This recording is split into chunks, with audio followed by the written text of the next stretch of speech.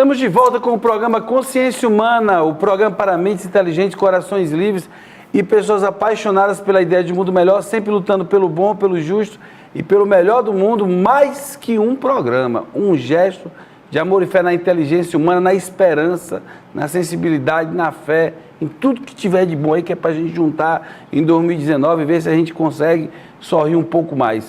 O programa Consciência Humana vem aí numa trajetória de mostrar a vida dos docentes, do magistério, do professor, né, de contar suas histórias, suas escolhas, as suas dificuldades, como eles chegaram até aqui.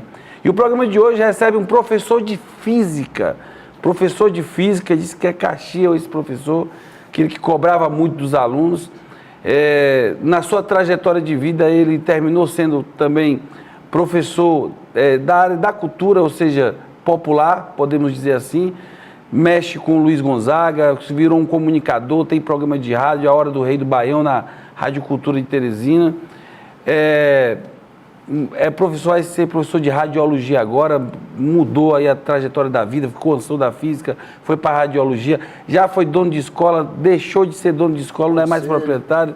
O homem já fez um bocado de coisa ao mesmo tempo. Professor Wilson Serai. Prazer, professor. Muito obrigado pela sua presença. Obrigado a você, Elielso, pela oportunidade. Geralmente chama a gente para falar ou de física, mais geralmente ainda de Luiz Gonzaga. A primeira vez que eu vou falar sobre a minha carreira de professor. Né? Como é que começa isso?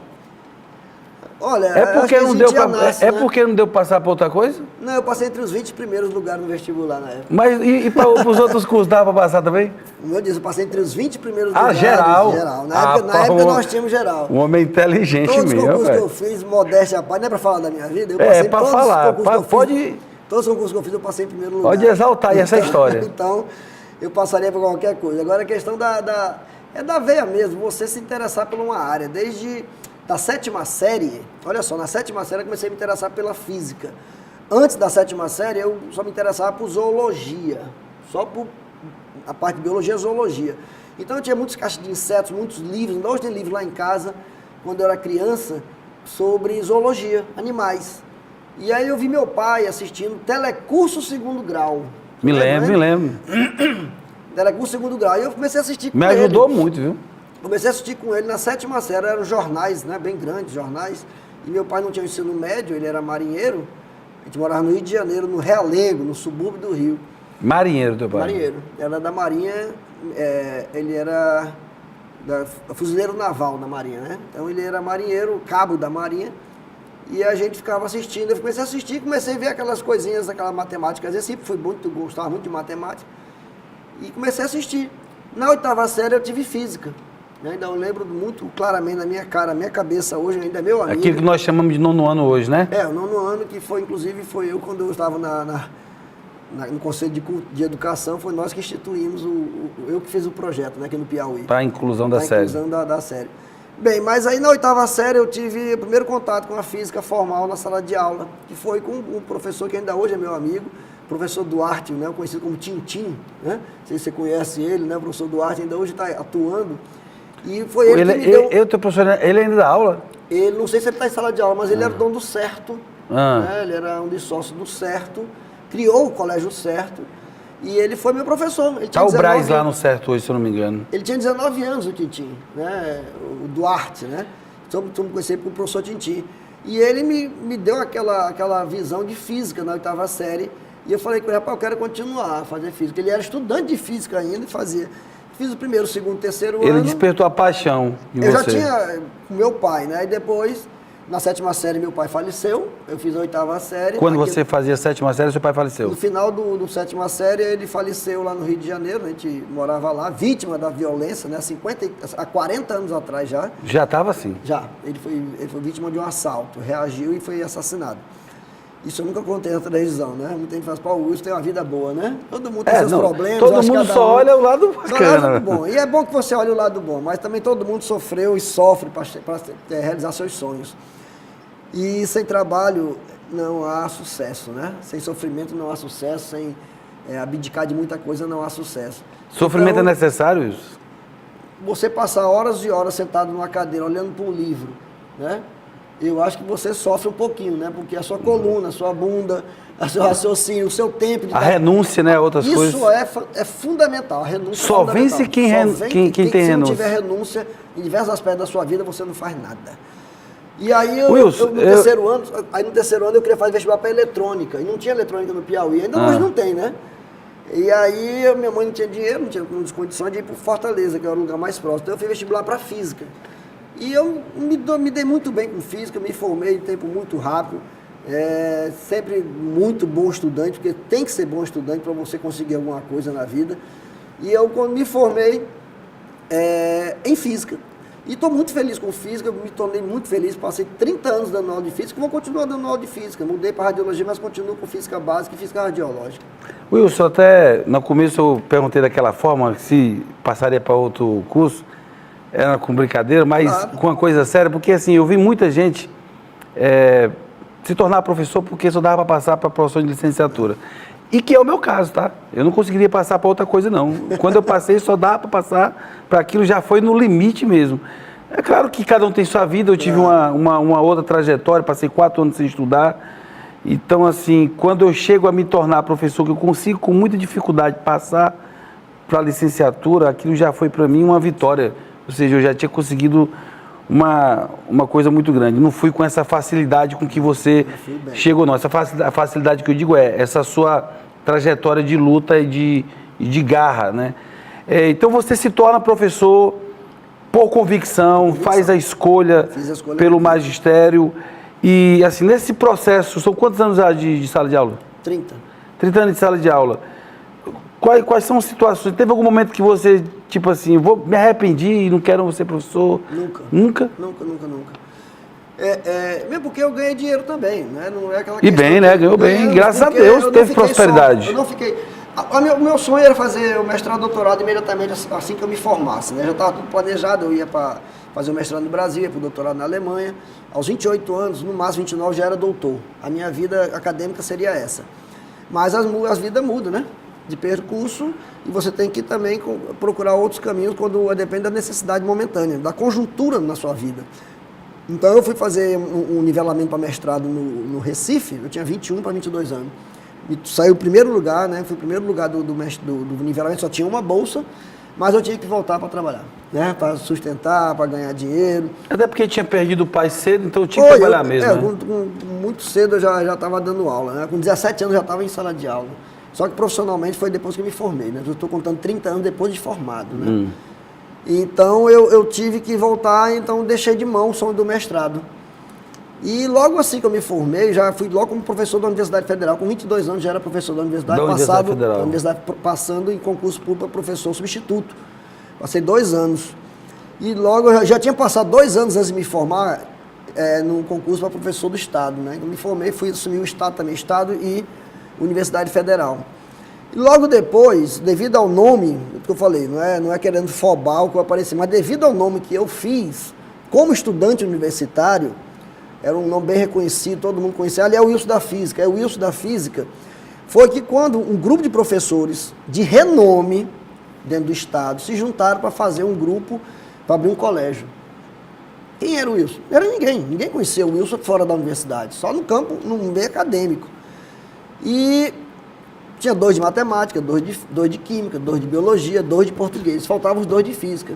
Chamaram, na época, que era o maior professor, mais conhecido, mais badalado professor, chamado professor Isbael, né? Me lembro. O nome é forte. O Isbael era o nome mais forte da física. Chamaram, convidaram ele para fazer esse grupo. E aí, Isbael, quem vai fazer parte com você? Quem é que vai ser sua dupla? Porque era casado. 2 de matemática, 2 de química, 2 de biologia, 2 de português e 2 de física. Só que o Isbael disse, não sei ainda. E o Leal, que fazia parte da biologia, falou, se você conhece o Wilson Seraine? Ele disse, o Maguinho, da hoje, né? Da era física, mais? era 14 quilos a mais. Para assumir, então. Eu tinha 44 quilos. E aí ele falou, aquele Maguinho da física, aquele cara ali eu conheço. Conhecia como nome. Por isso que eu falo, você que está fazendo curso superior, você tem que fazer seu nome dentro da instituição. E eu fui chamado Eu nunca tinha dado aula no segundo grau. Eu sempre dei aula na universidade como professor substituto e como monitor. Né? Eu tive 7 monitorias, bati o recorde lá. Tem muita diferença para a escola, né? Tinha demais. E aí foi convidado. O Ismael me chamou, rapaz, olha, eu lhe conheço de nome, né? A gente sempre se cumprimenta aqui, mas eu queria que você casasse comigo aqui na física junto com os outros. E assim eu entrei. Aos 23 anos, eu já era empresário da educação, né? Começando do zero. Com 23 anos, 23 anos. Eu era o mais jovem, né? Mas todo mundo era jovem, não tinha ninguém com 30 anos. Só o Paulo Machado e o Tois, eu acho que tinha 31, 30 anos de idade. O Paulo Machado hoje é mais velho que você, mas até parece mais novo. Não, parece não. Parece. Não, parece não, porque ele não tem barba. Aqui foi pó de giz que grudou aqui. Então, eu fui chamado pelo nome que eu fiz na universidade, porque no comércio das escolas particulares, o Wilson Serain era uma pessoa que ninguém conhecia. Mas pelo nome que eu tinha feito, foi assim. E de sala de aula como professor de física, assim, desses 30 anos, 30 anos mesmo? 30 anos mesmo. Eu, no estado, saí do estado, fui para o Instituto Federal do Piauí, né? E eu dei aula só nisso, no estado, no ângulo, né, que era um colégio particular, e no Instituto Federal do Piauí, que até hoje eu estou há 24 anos. Né? Você teve várias experiências da sala de aula, como professor, você foi diretor de escola, porque você teve a sua escola, você teve todas as visões que se tem dentro de uma instituição chamada escola. Tive, sim. Hoje se questiona muito o papel da escola. Reflita a frase, a família educa e a escola ensina. Você concorda ou ela merece uma certa análise? Os dois educam e os dois ensinam. Sempre eu falei isso nas palestras, onde eu andei, ninguém pode falar, a escola é só para ensinar. Que isso? O aluno tem que sentir prazer em estar na escola. E ele não sente prazer, só o cara fica blá, blá, blá, jogando informação na tua cabeça, não. E ainda hoje é assim, infelizmente é assim. Olha, para você ter uma ideia desse negócio de telefone, né? Eu tenho 7 grupos de WhatsApp aqui de ex-alunos do ângulo, né? De ex-alunos. Tem 3 grupos de ex-alunos do Instituto Federal. Então eu não me considero um simples, mero transmissor de informação. Não me considero. Me moldei para isso, li muito Celso Antunes, né? Samitiba na época. Você foi atrás dos pedagogos. Fui dos pedagogos, mas li para poder chegar na sala de aula e não sou só um retransmissor. Poucos professores, principalmente da área de física, matemática, química, vão atrás desses pedagogos para fazer sua reciclagem. É por isso que eu estou aqui e os outros não estão dando entrevista para você e sendo entrevistado em outros canais. Não é também falando, não é querendo fobar, não. É porque é verdade. É porque você eu procurei ser um bom profissional. Eu não queria ser mais um professor, tipo como o Paulo Freire falava, da educação bancária. Deposita a informação e saca na hora da prova. Né? Eu acho fantástico isso, né? E como é muito hoje ainda isso aí. Eu já aprovei aluno com média 5,5. Porque eu vi o que o aluno ele tentou, ele foi lá, ele investigava. Assim como eu não puxei aluno para trabalhar comigo por nota 9. Né? Porque era aluno que só sabia a informação, decorava e jogava lá. Então você tem que ver a visão do aluno, assim como a família, não só como um mero recebedor de informação. Não é à toa que eu tenho vários colegas meus, no instituto, que foram meus alunos, que têm doutorado e eu só tenho mestrado. Agora pergunta para ele, por que ele foi fazer o mestrado? Muitos depoimentos já falaram, não, foi o Wilson que ficou na minha cabeça, olha, você tem potencial, vamos ali, eu vou lhe passar isso, vou passar aquilo para aquilo outro.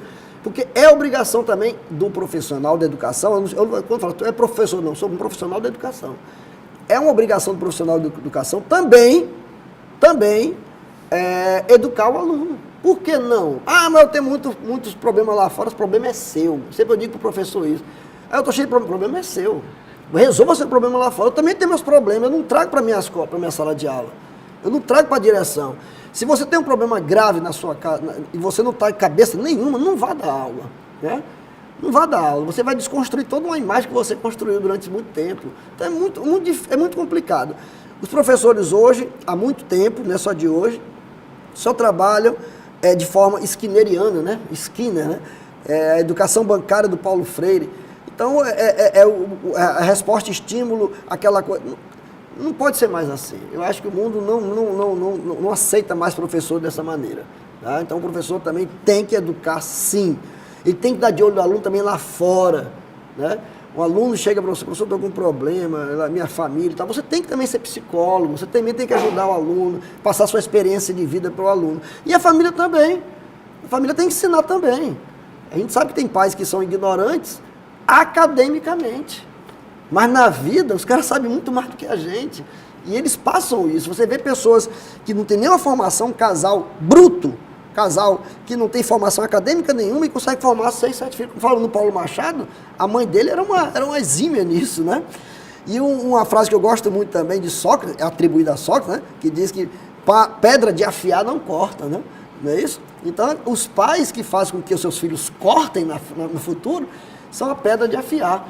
Então, essas pessoas têm muita informação para passar para os filhos e tem que passar. Não é só respeitar o pai, respeitar a mãe, respeitar o mais velho, comer de boca fechada, não arrotar na hora da mesa. Porra, isso aí é o básico, né? O piauiense Wilson Seraini foi empossado como membro da Academia Brasileira de Literatura de Cordel. Ele é professor de física e a literatura de cordel surgiu na vida dele como instrumento de lazer durante os estudos da física. Na época, fazer o mestrado, há 12 anos atrás, no Rio Grande do Sul, e era mestrado em ensino de ciências e matemática. Aí eu vou misturar ciência com o quê, né? Com cultura, é o que eu sabia, né? Que eu tinha um certo domínio. O meu orientador não aceitou Luiz Gonzaga, né? Misturar ciência com Luiz Gonzaga, ele achava meio complicado. Então nós vamos mexer com cordel. E assim surgiu o nosso primeiro livro, né? Que foi a nossa dissertação de mestrado, a literatura de cordel no ensino de ciências. Literatura de cordel no ensino de ciências. E a partir daí começamos a escrever alguns textos sobre a literatura de cordel. Escrevemos um trabalho que já teve repercussão internacional na época, né? Foi publicado em vários locais dos Estados Unidos, que foi Einstein na literatura de cordel, e vai ser transformado em livro agora nesse próximo ano. Seraini é o primeiro piauiense a se tornar membro da academia. Ele tomou posse como efetivo número 8. Ele estuda há 21 anos a história e obra de Luiz Gonzaga e é considerado um dos especialistas mais respeitados do Brasil quando se trata da vida e obra do Rei do Baião. A gente vem interagindo há um bocado de tempo, ele na área de pesquisa, a popularização da ciência pela literatura de cordel já se tornou um ofício dele e o nosso conhecimento foi ficando cada vez mais frequente. Encontros nossos, eu prefaciei uma grande obra dele sobre Luiz Gonzaga e ele me convidou para o lançamento do livro numa Bienal do Livro em São Paulo e foi ao Rio de Janeiro também para um encontro no Rio de Janeiro, onde ele fez lá uns cursos e há muito tempo que ele vem recolhendo folhetos de ciência produzidos pela literatura de cordel e particularmente folhetos da minha autoria, e esse tipo de relacionamento foi se estreitando cada vez mais. E a soma de valores que ele vem apresentando ao longo do tempo resultou no convite para ocupar a cadeira número 8 do quadro de pesquisadores da ABLC. A Academia Brasileira de Literatura de Cordel é uma instituição literária com sede no Rio de Janeiro que reúne representantes da literatura de cordel. Fundada em 1988, tem a finalidade de promover o intercâmbio cultural, social, artístico, literário e cívico, dentro e fora do Brasil, sem discriminação religiosa, social e político-econômica. O corpo acadêmico da ABLC é composto de 40 cadeiras de membros efetivos. A gente foi premiado, né, pela Academia Brasileira de Literatura de Cordel com um assento como pesquisador na área de cordel, né? O primeiro piauiense a fazer parte da academia nessa categoria. O primeiro piauiense, de modo geral, foi Pedro Costa. Então a gente ficou muito feliz. O convite já veio há algum tempo, né? O meu contato com o Gonçalo já veio há algum tempo. Ele veio aqui fundar a Academia Piauiense e aqui ele viu o nosso trabalho, né? Se enturmou mais com os cordelistas do Piauí.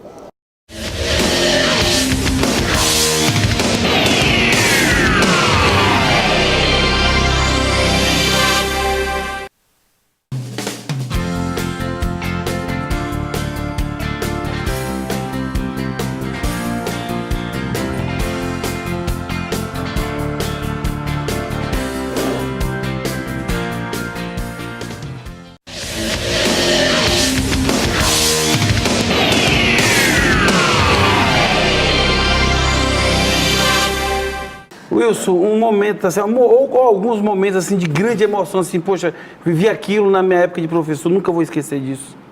As homenagens, né, os reconhecimentos, os elogios gratuitos, né, quando você menos espera. Rapaz, eu encontrei uma pessoa ali, eu disse, que pessoa? Um cara que foi teu aluno, ele falou isso de ti. Pô, isso aí marca a gente, né? Você chegar como eu cheguei num tribunal, no mercado, eu como empresário, no Tribunal do Trabalho, o juiz abria a sessão e fechava a sessão. Todo mundo ficou olhando assim, na hora que ele chegou, ele falou comigo assim, foi meu aluno. Ele levantou, professor, peraí, doutor juiz, mas você não pode fazer isso sem dar uma justificativa. Não, eu não vou julgar. Eu abri a sessão e fechei a sessão. Por quê? Porque o Wilson Serrani foi meu professor. Porra, eu fiquei assim, não, rapaz, não fala, eu fiquei até envergonhado. Eu não tenho como julgar contra esse homem sem tendenciar, porque eu conheço a índole dele. Olha só, um juiz falar isso na frente de todo mundo. Tinha várias pessoas, estudantes assim, eu conheço a índole dele. Trabalhei com ele, fui aluno dele, foi meu diretor no ângulo. Né? Rapaz, aquilo ali sensibiliza a gente, mostra que nós fizemos tanta coisa errada assim. Em 30 anos, o que é que mudou na educação para a gente estar vendo hoje tanto questionamento acerca da escola e do papel dela? Quando alguém perguntou isso, qual foi a maior revolução da escola desde a antiguidade? Foi a tomada elétrica. Porque com a tomada você entrou a televisão, entrou vídeo cassete, entrou vídeo, né? O data show. Não mudou muita coisa, não. É o professor na frente e os alunos atrás. O que mudou? Você pega os desenhos que, né, atribuídos a Sócrates, ele está lá na frente, né? E os discípulos assim, Jesus Cristo, né? E os discípulos, Jesus Cristo aqui. Não é não? Não é a mesma coisa ainda hoje? A disponibilidade do professor lá em cima, ele fica em pé, os outros têm que ficar sentados, né? Para ficar mais em cima. No então, papel, no executar da função... Não, tem todo mundo. Executar da função é a mesma. A gente tem uma quantidade de conhecimento muito maior hoje. Muito e aí? maior. A questão que mudou muito foi a questão da internet. Essa daí foi uma mudança radical, que melhorou muito, não só para o professor, como para o estudante. Agora, para ter acesso ao conhecimento. Para ter acesso à informação. Né? O acesso à informação foi a coisa que mais deu um impulso mais forte nesses últimos anos, foi esse acesso. Olha que quando na década de 80 e 90, eu me formei em 88, você tinha que ir para a biblioteca. Né? Hoje, eu falo, avanço, não sei se é positivo ou negativo, tem os dois lados, né? O aluno não vai mais na biblioteca, o aluno não anda mais em biblioteca, né? Isso aí é um lado negativo, né? dessa quantidade de informação. Professor Wilson Serrani, o contexto da educação brasileira, o professor, tradicionalmente, né, ou culturalmente, a gente sempre escutou que o professor não é valorizado, que a profissão de professor não é uma boa profissão. Muitos professores, às vezes, até dentro de sala de aula, muitas vezes até falavam, olha, vamos estudar para não ser professor, esse tipo de coisa. Isso foi muito falado, a gente sabe que isso aconteceu. Então, assim, como é que você lidar com esse tipo de coisa? Rapaz, isso é a coisa mais ridícula que um professor pode dizer, é isso. Eu quando era diretor de escola, sempre fui um diretor muito aberto, muito tranquilo, muito conversar com os professores e tudo. Nunca fazia muita reunião, porque eu acho que reunião você vai falar para 30 professores, que você tem que falar para 5, né? Os outros ficam ali só os caras estão falando coisa que eu não faço, né? Então eu prefiro falar no tete a tete. E é ridículo um professor abrir a boca e falar em sala de aula, vamos estudar, senão você vai virar professor, né? Eu Deus me livre de ter um filho professor. Eu vi isso falando, não foi alguém me contou, não. A gente, diretor de escola, eu via isso. E eu fiz foi o contrário, eu queria que eu tinha um filho professor de física, né? Tive 3 filhos, todos 3 foram para a de humanas. Minha esposa é doutora em sociologia, professora da Universidade Federal. Não é que ela levou todo mundo, não, porque naturalmente eles foram. Eu quero um filho médico, eu quero um filho engenheiro. Não, por mim, todos os meus 3 filhos seriam professores. Né? Mas eu jamais influenciei, cada um faz o que quer da sua vida. Ainda hoje é assim. Lá em casa, pode perguntar meus filhos, perguntar meus alunos, que eu falo, faça o que você quiser da sua vida. Agora, preste atenção nas consequências. Né? Meça as consequências do que vai acontecer. Se você quiser fumar maconha, fume, meu filho. Agora sabe qual é a consequência, não sabe? Então, a consequência você sabe, então muito cuidado. Então eu falo na sala de aula ainda hoje. No Instituto Federal, eu puxo um aluno, outro aluno, vem cá, rapaz, tu não tem interesse em seguir carreira, não? Porque é muito difícil, vem cá. para mestrado, doutor. Então, viram meus colegas do Instituto, viram colega professor da Universidade Federal, viram colega professor do Estado, sabe? Então, eu faço a questão. Quando eu era diretor de escola, muitos pais chegavam para mim, professor, meu filho quer fazer vestibular para Química. Rapaz, deixa eu conversar com ele. Converse com ele, professor, converse. Aí a mãe chegava no dia brigando. Professor, você conversou com meu filho? Conversei. Sim, ele chegou lá mais ainda, vidrado ainda, querendo fazer vestibular para Química. Pois é, eu incentivei mais ainda. E a mãe ficava com raiva da gente. Professor, eu queria que você tirasse isso da cabeça deles. Não, eu faço é colocar mais ainda, porque vale a pena. Agora, o professor, se ele não quer seguir a carreira magistério, por que ele faz vestibular para o magistério? Por que ele vai seguir a carreira pedagógica? Mas esse seu discurso, Wilson, não está muito atrelado à sua experiência como diretor e isso teria te afastado um pouco da realidade do professor? Eu nunca deixei de sala de aula. Quando eu ia dar palestra de formação de professor, sempre eu dava exemplo da minha sala de aula. Tem muitos teóricos aí que nunca entraram na sala de aula, eu sempre fui de sala de aula. Eu só saí de sala de aula como diretor porque já estava atrapalhando a administração. Então, os 10 últimos anos da empresa, eu não dava mais aula realmente, porque atrapalhando a administração. Mas mesmo assim, faltava um professor, eu ia dar aula porque eu sabia, eu tinha conhecimento, tinha conteúdo, mas nunca me afastei de sala de aula. Então o professor fala assim, o Wilson, por que não? Não, o Wilson sempre viveu em sala de aula. E eu dei aula em ensino fundamental, dei aula em ensino médio, ainda dou aula no ensino médio, curso técnico, e dei aula em ensino superior, tanto na universidade como no Instituto Federal. Então conheço todos os trâmites, desde de adolescente até velho, mais velho que eu, né? Wilson, uma pergunta bem só para poder a gente aqui poder pensar a situação da realidade mesmo, do professor, da escola, da educação. A maior parte dos professores de escola pública são pessoas que se prepararam bem, fizeram a sua graduação, mestrado, doutorado, passaram no concurso. Por que a diferença tão grande de resultado, entre a escola privada e a pública, se o professor da escola pública se preparou tanto para poder ter a garantia e a estabilidade de emprego público? É aquela história de que o professor entra na sala achando que o aluno já é incapacitado de aprender como aluno de escola particular. Cada um tem seu tempo de aprendizagem, isso é verdade. Mas eu mostro os resultados da minha sala de aula quando eu dou aula para o curso técnico de refrigeração, por exemplo, que a maioria é homem, trabalhador, chega de macacão, e eu mostro o resultado, está aqui a prova. Mostro, porque cada um tem seu tempo de aprendizagem. E na escola particular, eles têm o quê? Tem as salas de aula, com a carga horária às vezes até maior, então há mais tempo de trabalhar com aluno, nessa física. Você tem 2 aulas no estado, você pode ter 4 aulas na particular. Então você tem mais tempo de trabalhar o aluno. Ainda à tarde ele vai ver a monitoria, ainda tem a aula particular que o pai paga, a aula de reforço, e na escola do estado não tem. O aluno não tem condição financeira, então isso aí já é uma grande diferencial. Que o aluno é o mesmo aluno. Agora, o diferencial é esse entorno do aluno, esse arcabouço de coisa que ele tem, de suporte, que o outro aluno não tem. Essa justificativa que levam de que aquilo que está por trás dele, a ausência de melhores condições financeiras... Com certeza influencia. Influencia? Influencia, sim.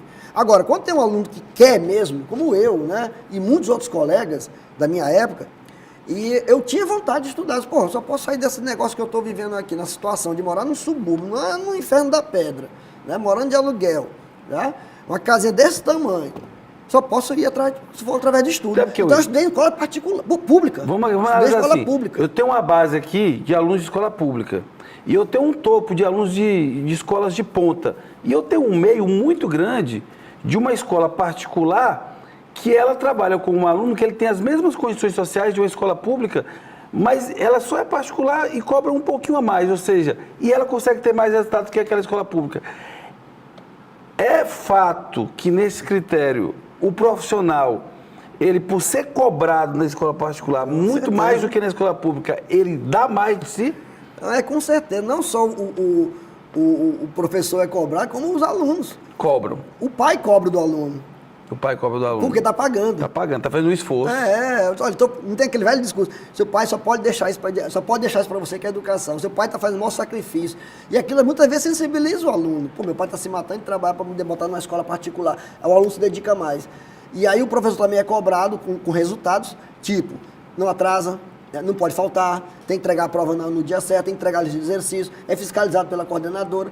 E muitas vezes isso não ocorre na escola pública. Não que as coordenadoras não estejam em cima, estão. Mas a cobrança do aluno pelo pai não existe, tanto quanto existe na escola particular. Então, é um monte de situações, não é só dizer que o professor faz corpo mole, não, tem professor que faz. O professor não faz corpo mole na escola particular, porque ele é botado para fora, né? Mas no Estado eu conhecia, eu fui professor do Estado. Os caras, ele tinha um intervalo de uma aula para outra e tomar cerveja na esquina e voltava. Eu via isso. Então não vai chegar para mim, o Wilson está longe da escola. Não fala isso não, porque eu convivi no Estado. Eu convivi no Estado. E eu tinha, mesmo o assunto que eu dava para o aluno do Estado, eu dava aula também lá no ângulo. Professor Wilson Será, essa sua entrevista, eu acho que ela vai ter uma consequência, uma polêmica, uma discussão, porque suas afirmações são positivas, você tem convicção naquilo que você está falando. Porque eu vivi. Exatamente. Eu até concluo o seguinte, se eu estivesse assistindo a entrevista do professor Wilson em casa, para o professor Wilson, existe um excesso de vitimização. Mas com certeza. Do professor e do aluno, dependendo de onde ele estiver, para justificar talvez a ausência de esforço, para não lutar e para querer colocar a culpa do seu suposto fracasso na ideia de sistema e não assumir a responsabilidade dos seus atos. É isso que você está me dizendo isso? Estou sim. Está me dizendo isso? Exatamente, quase nessas palavras. Porque o que eu vejo é, muitas vezes, o aluno desmotivado por uma série de situações e ele não por si mesmo, ele não tem aquela motivação. Eu tive motivação quando eu vi meu pai assassinado dentro do caixão. Porque eu não quero aquilo ali para mim, não. Eu vou estudar e vou me lascar de estudar. Como eu falei, tem renúncia. Eu renunciei ao jogo de futebol, eu renunciei à namoradinha, eu renunciei a ir a uma festa, eu deixei de fazer isso para poder estudar. Né? E ficava trancado dentro do quarto. Aí eu via minha mãe conversando, pai, esse menino, ele só vive estudando. Eu disse, mas eu quero alguma coisa melhor e só vai através do estudo. E isso fica tão longe da cabeça das pessoas quando você fala, tu está estudando? Passa o domingo estudando. Domingo é para descansar. Que domingo é para descansar por quê? Onde é que está escrito domingo é para descansar? Porque Deus descansou no 7º dia? Aí tu também é Deus? Não é verdade? Por que o final, o feriado não é... feriado prolongado, então eu vou descansar. Não, você tem que estudar. Os caras, isso ainda hoje, Elielson, você pode perguntar a qualquer pessoa lá dentro da minha casa, vizinho, parente, qualquer um, no mínimo 3 horas por dia eu pego em livro. Por dia hoje. Wilson, porque eu não fico perdendo tempo. Você está trazendo aqui a história de um professor, que é você, perdeu o pai com 12 anos de idade, era pobre, botou na cabeça para estudar, transformou sua vida, tem uma vida confortável hoje. Você conhece minha casa, você pode dizer isso. Muito confortável, muito bem casado, tem sua vida resolvida. Alguém vai chegar e vai dizer assim, o Wilson está falando isso porque a vida dele é boa. Com certeza, muita gente falou. A primeira coisa que eu falo para meus alunos, procura no dicionário aí, hoje tem isso aqui, né? Procura no dicionário com a palavra sorte. Aí o cara procura, fulano teve sorte. Procura o que significa sorte. Aí o cara vai lá no dicionário, acaso. E acaso existe? Pode ocorrer ou pode não ocorrer. Então não existe sorte, que existe trabalho. Né? O cara teve sorte de arrumar um emprego. Peraí, vê aí. Qual era a formação dele? Era a formação compatível com o emprego? Então ele estudou para aquilo ali. Não é que, e o outro não foi por quê? Porque não tinha formação. Então vai falar que é sorte do cara? Não é. É a atitude do cara de chegar e dizer, eu quero ganhar minha vida, eu quero conquistar espaços, eu quero ganhar bem. Eu vejo depois meu sobrinho ficou de recuperação uma vez. Você defende a prosperidade. Com certeza. Defende a prosperidade. Meu sobrinho depois ficou de recuperação, bicho. Fiquei, tio, porque... Você defende a prosperidade, pelo que eu vejo, você não tem nenhum medo de dizer, ganhei dinheiro, trabalhei, ganhei, tô bem. Ganhei, tô bem mesmo. Não vou mentir. Oxi, por que eu vou falar que eu tô mal? Quando você, professor, você que liseira? Não tenho não, meu filho, eu ganho muito bem. Eu não vou mentir, né? Faço o que eu quero, viajo, almoço fora com minha família, não tenho problema com esse negócio de dizer eu tô mais ou menos. Não, eu tô bem sim, não vou mentir não, tá? Rapaz, cuidado quando sair pela rua depois dessa entrevista. Eu não sou rico não, mas eu ainda pretendo ficar. mas... Agora é o seguinte, eu conversando com o meu sobrinho, até falando, eu tô brincando aqui com o Elielson, mas realmente a gente conseguiu conquistar o espaço, não só na educação, como na cultura, né? Já ganhei diversos prêmios e tudo. Sem política, nunca me envolvi com política partidária. Não tem intenção, não? Já tive, mas não tenho mais. Mas por questão de você se dedicar a estudar, só isso. Uma vez eu perguntei para uns alunos e perguntei para um sobrinho meu uma vez, rapaz, tu ficou de recuperação, bicho. E falei também para os meus filhos, como é que tu te vê com 30 anos de idade? Eu disse, me vejo bem. O que tu tá fazendo hoje para tu estar bem com 30 anos? Né? Aí a gente ficou assim, pensa, compadre. Como uma palestra uma vez, ou alguma pessoa, professor, mas você foi muito ajudado quando era jovem, porque ninguém chega onde você chegou, você é presidente de conselho de Estado, receber várias homenagens, é livro publicado sem ter ajuda. Eu disse, olha, Hoje na época eu tinha 40, hoje eu estou com 45 anos, sou o senhor Wilson, né? Quem mais ajudou 45? o senhor... Não, na época, quando eu tinha da palestra, né? Quem mais ajudou o senhor Wilson foi um garoto de 17, 18, 19, 20, 21, que magro, velho, seco, feio pra peste, né? Que as mulheres não encostavam nele porque ele era liso, pobre, lascado e feio. Esse foi o que mais me ajudou, porque ele se dedicou a se trancar dentro de um quarto cheio de livros e se dedicou a estudar. Esse foi o que me ajudou. E não reclamar, né? Esse aqui foi o que mais me ajudou. E hoje, o senhor Wilson, que trabalha 10, 12 horas por dia, né? Tá ajudando ao vovô Wilson. E quando o vovô Wilson tiver 60 anos de idade, vai dizer, quem foi que mais te ajudou? Foi o senhor Wilson, que trabalhava 10, 12 horas por dia. Então, quem que mais te ajuda é você mesmo. O trabalho, na sua vivência, determinou os seus valores. Mas é com certeza. A vivência, o trabalho, o estudo, a dedicação, não existe.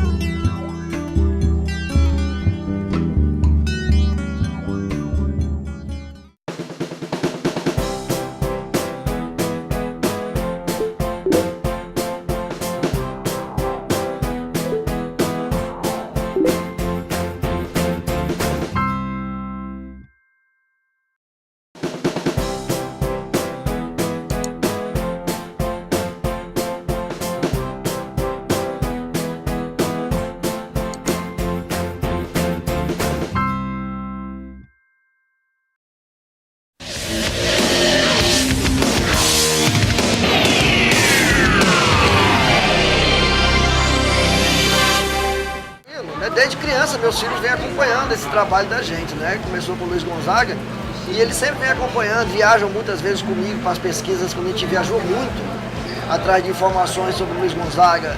E aí envolve cangaço, envolve coronelismo, envolve religiosidade.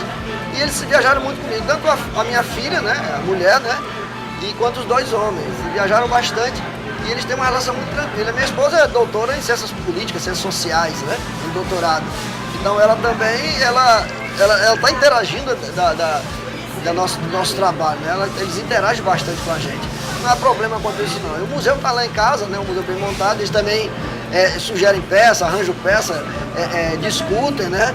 Então nós temos um bom trabalho. E agora eles já cresceram, são adultos, e mesmo assim ainda se envolvem com o nosso trabalho, né? Sempre quando a gente faz algum trabalho, geralmente eles estão presentes, eles participam do trabalho, principalmente da procissão das sanfonas, né?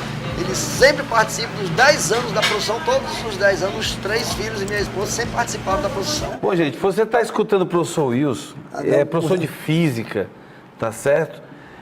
Com todo esse arcabouço histórico dele aí, mas ele também não ficou só na física, não. O homem é escritor, ó, tá aqui, ó. Tá bom? Daqui, tudo aqui é livro, aqui é escritor, e não é escritor da área de física, não, tá? Ainda vem os de física aí. Livro aqui com Reginaldo Silva, 12 anos, contando a história do Reginaldo Silva. O Wilson Seradi na literatura de cordel no ensino de ciência. Juntou aqui a literatura de cordel com a ciência. Foi o que me fez chegar a membro da Academia Brasileira de Literatura de Cordel. Que o homem é membro da Academia Brasileira de Literatura. Fala um pouquinho desse livro aí, Wilson. Isso aqui foi a nossa dissertação de mestrado. Quando eu fui fazer mestrado, eu falei, não pude sair tudo. No Instituto Federal, na época do primeiro mandato do presidente Lula, ele abriu bastante campo para as pessoas fazerem, qualificar, sem precisar sair da sua base, né? Então, a UBRA do Rio Grande do Sul veio até Teresina, no caso, o mestrado em ensino de ciência e matemática, todos os profissionais deram aula aqui e nós fomos praticamente só defender lá, pagar uma disciplina e defender lá no Rio Grande do Sul. E aí, como eu fazia física e o mestrado era ensino de ciências e matemática, eu falei assim, olha, eu tenho que fazer alguma coisa na área de cultura, que a gente já mexia com cultura, já trabalhava com cultura. Então, a gente era colecionador de literatura de cordel. Então, nós pegamos os cordéis e fizemos o mestrado em cima de literatura de cordel no ensino de ciências, né? Que está fazendo 10 anos agora. Um livro que pode ser adotado e trabalhado na escola. O livro já rodou o Brasil todo, está fora do país também. Tem coisas aqui que já foi traduzido para outros idiomas, alguns trechos que nós já recebemos mensagem disso, porque era uma coisa, parecia uma coisa antagônica, né? É, exato. O ensino de ciências e o cordel. E mexer com nós estamos cultura. trabalhando para esse ano ainda, se não esse ano para o início de 2020, o livro Einstein, na literatura de cordel. Ele faz uma análise dos Maria, eu não sei onde que vai chegar não. Olha, o Wilson Serrani, A Festa da Asa Branca, uma história com passos cantados por Luiz Gonzaga. Esse aqui foi um desabafo, né, de consciência, né? Porque quando eu era jovem, eu ficava cismado com o livro de ciências, porque lá tinha o rinoceronte, tinha a girafa, né, tinha o urso, tinha o leão, e não tinha o jumento, não tinha o tatu, né? E eu me cismado com aquilo. Rapaz, esses livros só trazem animais de fora. Rapaz. Tem que arrumar um negócio para brigar ali. E aí comecei a mexer com o Luiz Gonzaga, né, há muito tempo. E aí a ideia de fazer um livro sobre pássaros cantados com o Luiz Gonzaga. Falei com vários professores de biologia, inclusive amigos lá de São Paulo, escritor de renome. Ninguém quis se meter comigo. Vamos fazer, ninguém fez. Aí eu sabia, deixa que eu faço. Selecionei 9 pássaros que estavam no título da música, e aí fizemos um livrinho, que é uma fábula, com esses 9 pássaros. E também aqui tem cordel, tem informações sobre os Gonzaga, informações sobre cada pássaro. Então é um livro multidisciplinar. Tem biologia, tem tudo aí. Multidisciplinar. Maria da Inglaterra em quadrinhos. Isso aí foi um trabalho que a gente estava pesquisando Luiz Gonzaga na internet, e achamos Jackson do Pandeiro em quadrinhos. Compramos o livro e logo depois, pesquisando de novo, achamos o mesmo editora fazendo Luiz Gonzaga em quadrinhos. Só que essa editora é da Paraíba, né? A editora aqui do Jackson. E lá já tinham publicado vários vultos da sua história em quadrinhos. E os caras estavam entrando em Pernambuco para fazer Luiz Gonzaga, seu primeiro livro. Peraí, então Paraíba, Pernambuco, e daqui a pouco chega no Piauí. Chamei o Cinéas Santos, nosso diálogo é muito longo, né? Cinéas, olha isso aí. Aí ele olhou o livro do Jackson. O que tu quer? Bora fazer aqui no Piauí? Ele disse, bora. Ele disse, quem é o primeiro volume? Aí ele disse, Maria da Inglaterra. A escolha foi dele. Não, a ideia foi minha. A sugestão foi minha. Da Inglaterra? Maria da Inglaterra, fechado, Maria da Inglaterra. Aí eu perguntei, quem é que vai fazer o desenho? Aí ele, J.A. Pronto, essa foi a nossa reunião. Aí saiu o projeto Gente Querida. Eu peguei o meu ganzá, fui pra rua pra tocar, e as meninas nessa praia só querem balancear. E as meninas nessa praia. Maria da Inglaterra vem da música Shot Piru Rodô. Pelo motivo de uma participação de um concurso, que eu peguei, como se diz, esse concurso no auditório Hermes Parente, com o Ricardo Cravo Albim. Lá eu tirei o primeiro lugar, aí ele achou que não era Maria Luísa dos Santos Silva, era Maria da Inglaterra, rainha da composição, porque eu composito samba, shot, baião, tudo que me vinha na mente. Vou embora dessa terra, vou morar em outro lugar, vou levar a minha amada pra como ela me casar. Feliz a ideia do Wilson Serrani, que por conta e risco dele, editou essa revista com a parceria luminosa do J.A. indicado por mim. Posso assegurar a vocês, nada do que está escrito na revista foi inventado por nós. É a fala da Maria da Inglaterra, é o universo da Maria da Inglaterra, é o mundo da Maria da Inglaterra em quadrinhos. Eu pisei na cana verde e a madura se quebrou, e quem quiser casar comigo, vá pedir quem criou, mas o filho rodou. E um pedacinho da oportunidade da Academia Terence de Letras está dentro dessa ideia, sair um pouco da sua redoma, se aproximar da cultura popular, se aproximar do jovem através de quadrinhos. Então eu só quero agradecer esse momento de estar participando aqui junto com o Wilson, toda essa cúpula da música popular piauiense. Borboleta na parede, é sinal de casamento, e a menina nessa terra, toda ação do apartamento é meu filho. Então nós temos já esse projeto da Gente Querida, que vai ser desenvolvido até o final do ano.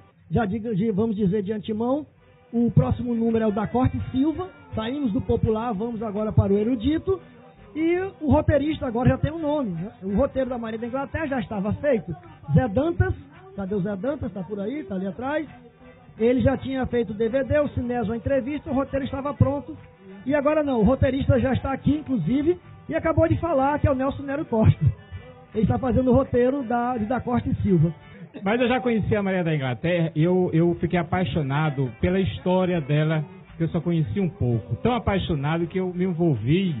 E tem muitos daqueles meus desenhos, mais do que as pessoas imaginam. Por exemplo, eu comecei a fotografar a roupa da minha esposa, da minha cunhada, e coloquei como se fosse a roupa da Maria da Inglaterra, aquelas texturas bonitas. Eu peguei as minhas roupas, fotografei e coloquei lá nos personagens.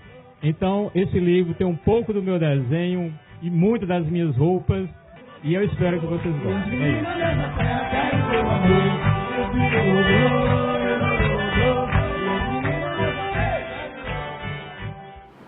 Que agora, em fevereiro deve estar saindo Mandu Ladino e da Corte Silva, né? Esse daqui um dia vai ter o do Wilson Terai também. Vamos esperar mais um tempo.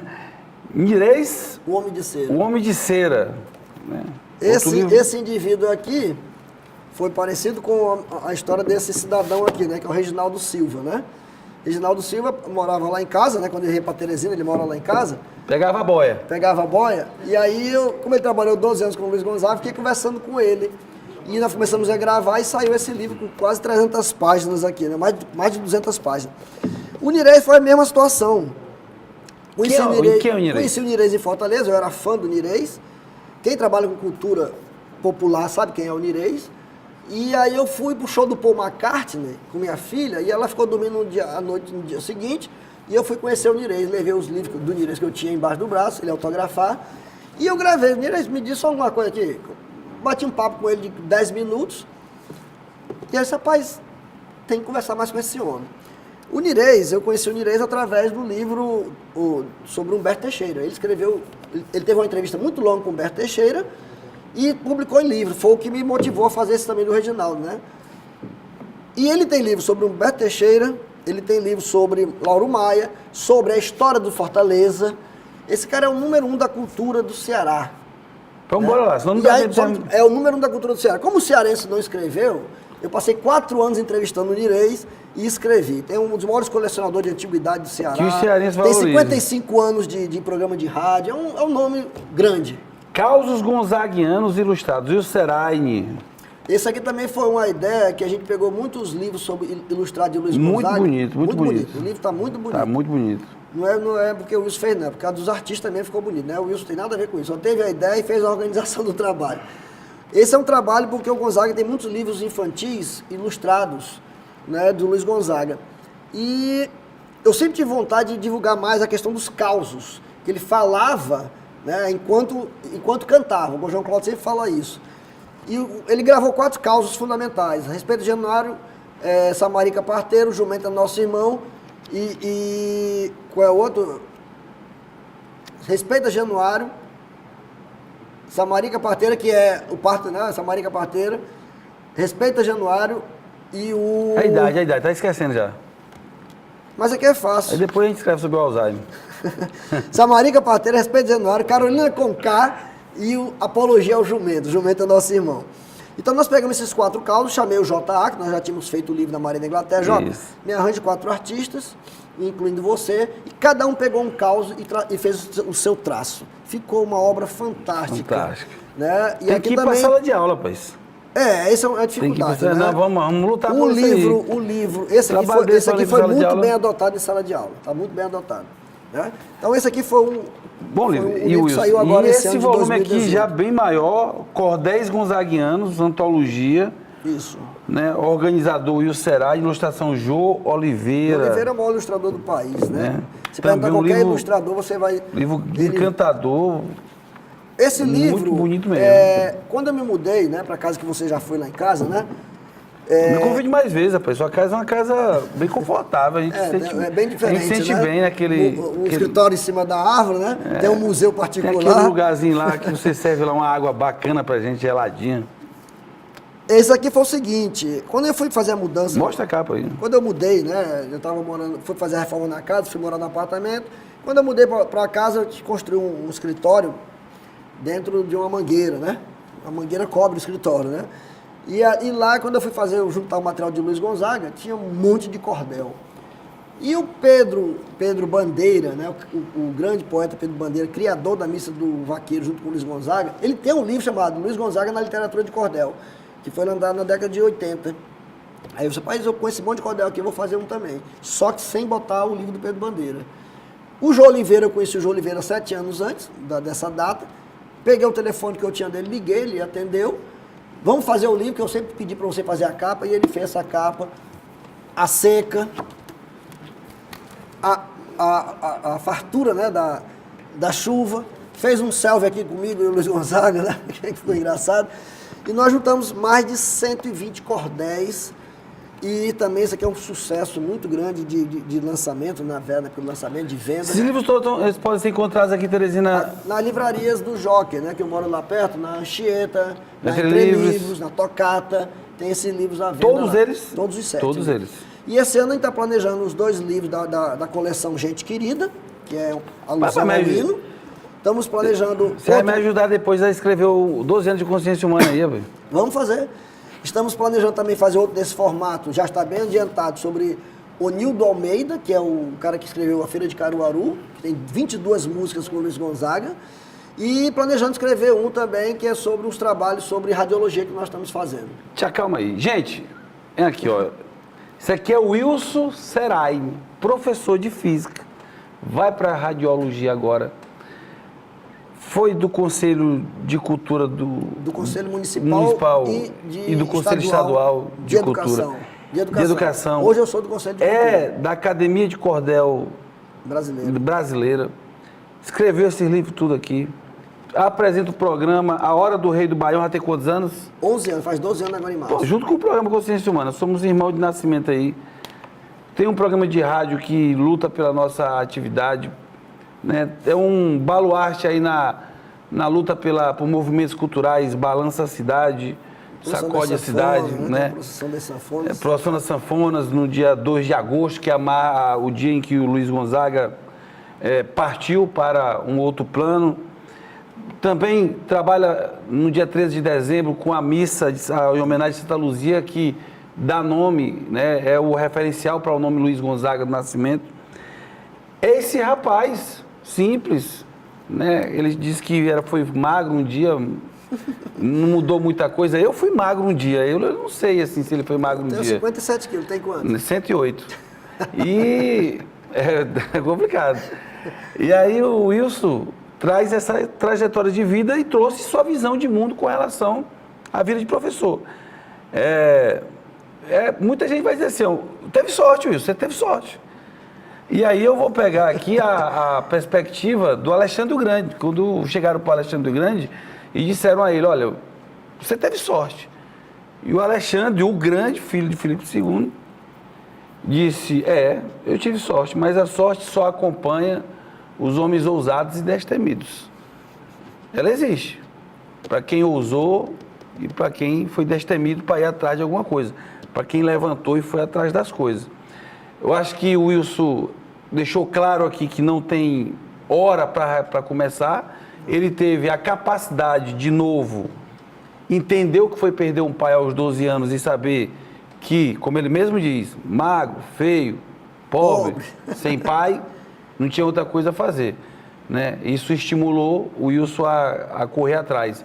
Então, nós somos professores, né? E aí a ideia do programa valorizar a história dos professores, trazer essa história para cá, é para que cada um que é professor assuma a responsabilidade da defesa do magistério, da sua profissão, da docência. Temos dificuldade no Brasil para isso? Acho que toda profissão tem. Você pegar um médico, ele tem inúmeras dificuldades para exercer a profissão dele. E olha que o médico, se ele cometer um pequeno erro, ele vai responder não sei quanto processo aí. E ele trabalha em hospitais que não tem a mínima condição de ele atender ninguém. Se você pegar um advogado, pegar um engenheiro, você vai ter. Se você pegar um cinegrafista hoje, com a mudança da tecnologia que está tão grande, Todo dia chega um aparelho novo, ele vai ter que aprender novamente como é que vai mexer naquilo.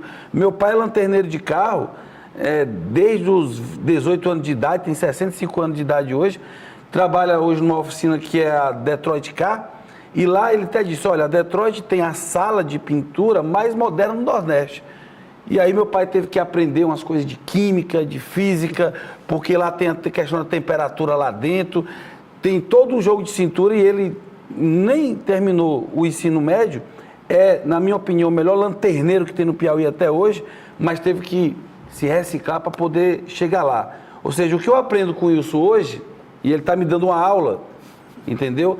É que tem hora que a gente tem condição de ter uma parada ali na vida e dizer assim, meu amigo, né? Ainda dá tempo você fazer muita coisa. Wilson, rapaz, olha, eu queria dizer muito obrigado. Eu que agradeço. Pela aula que você me deu. Eu dei aula de nada, não. Só falei da minha vida. Aula ao professor Eliel, para dizer o seguinte, meu amigo, você... Sim, corre atrás, meu amigo. Corre atrás. Como diz, se não é eu, é eu mesmo, né? Não, eu tô falando sério, viu, Wilson? É claro. O que você falou hoje para mim... O tempo passa muito rápido. Você está falando para quem está assistindo, mas quem está ganhando com isso aqui hoje sou eu mesmo. O tempo passa muito rápido, minha gente. A gente fica, o tempo, hoje acabou o ano, e o que você fez? Eu falo, meu filho, vê o que você fez durante esse ano. O que você deixou de fazer? Veja o que você tem projetado para esse ano de 2019. Eu acabei de falar para você, 4 livros. Nós estamos gravando o programa hoje, dia 9 de janeiro. Vai ao ar, esse programa só no dia 21 de janeiro, dia que começam as aulas, eu vou estar dando aula. Eu vou te prometer uma coisa, daqui a 10 anos eu vou ser o melhor professor de ciências humanas do Brasil. Você me estimulou estude. Você me estimulou a correr atrás disso. Aí, ó, isso aqui eu comecei a publicar livro com 50 anos de idade, ó. Obrigado, viu, Wilson? Obrigado a você, Elielson. Um abraço a todos. Deixa aí um recado para os professores para a gente encerrar. Olha, não fique só no livro didático, minha gente. O mundo não é só o livro didático. Se você der um pouquinho de parada nas coisas que você faz, que você acha fundamentais, muita gente acha fundamental, que é tomar uma cervejinha, que é dormir o final de semana todo, e você se dedicar um pouquinho a mais no seu trabalho, você vai ver que você vai se tornar um professor diferenciado. Tem muitos professores de outras áreas que vão lá em casa para conversar exatamente por isso.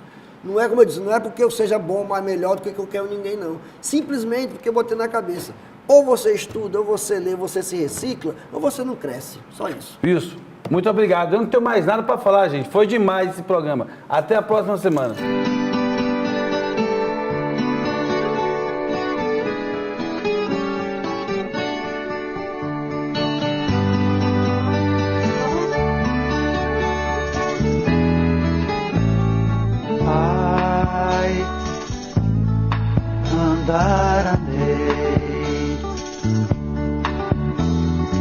Ai, como eu andei e aprendi a nova lei, alegria em nome da rainha e folia em nome de rei. Alegria em nome da rainha e folia em nome de Deus.